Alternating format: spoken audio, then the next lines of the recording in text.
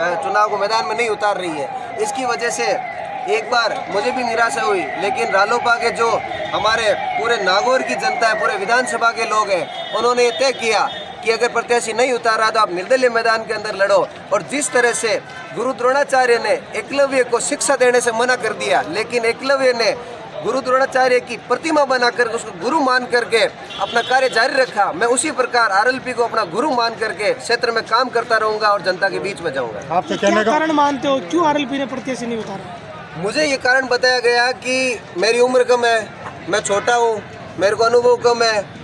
मुझे ये कारण बताया गया, जो बड़े लोग आए हैं उनके पास पैसा ज़्यादा है, रुतबा ज़्यादा है, टिकट बड़े हैं उनके, मुझे ये कारण बताया गया। तो भाई और भी तो प्रत्याशी हो सकता था आरएलपी से। आरएलपी से मैं ही सबसे ज़्यादा सक्रिय था फील्ड के अंदर, इसलिए आरएलपी में कोई ज़्यादा मेरे अलावा दावेदार भी नहीं थे, और छोटे मोटे दावेदार थे तो हम सब लोग एक राय थे।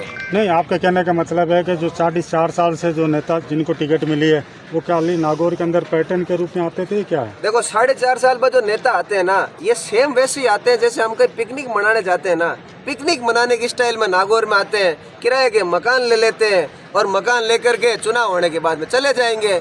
अभी हमारी बीजेपी की प्रत्याशी ज्योति जी मिर्जा ने कहा कि वो अब की बार नागौर के अंदर उन्होंने घर ले लिया है, चुनाव आयोग के अंदर फार्म भर दिया है और फार्म में स्थायी पता लिखा 111 अमर सिंह कॉलोनी नागौर। हमने मैडम जी का फॉर्म निकलवाया, फॉर्म के पहले पन्ने पर 50 रुपए के स्टाम्प के साथ लिखा था कि मैं ज्योति मिर्जा पत्नी नरेंद्र आयु 51 173 बागड़ा मामा की ढाणी सिरसी रोड जयपुर की निवासी हो। मैडम तो झूठ बोल रही है, लोगों को कहती है मैं नागौर की निवासी हूँ, मैंने फार्म में लिखा है और फार्म में लिखती है वो जयपुर की निवासी है। तो ये तो जनता को बरगलाने का काम है साहब। वो पहले भी उनको जनता ने परख लिया, चुनाव जीत के भी गई, चुनाव हार के भी गई, वापस यहाँ कभी मुंह नहीं दिखाया, और जनता अब की बार वापस मुंह नहीं दिखाने वालों को मौका नहीं देगी। तो अब आपने निर्दलीय भरा है तो आरएलपी से तो आपने बगावत कर ली है। आरएलपी से कोई बगावत नहीं करी हमने। हम आरएलपी को एकलव्य की तरह गुरु मान करके आरएलपी को अपने दिल में रख करके चुनाव लड़ेंगे। तो आपके गुरु नाराज हो गए तो फिर इसे हमारे गुरुजी से हम वार्ता कर लेंगे, हमारे गुरुजी को हम नाराज नहीं करेंगे। ठीक है, ओके सर।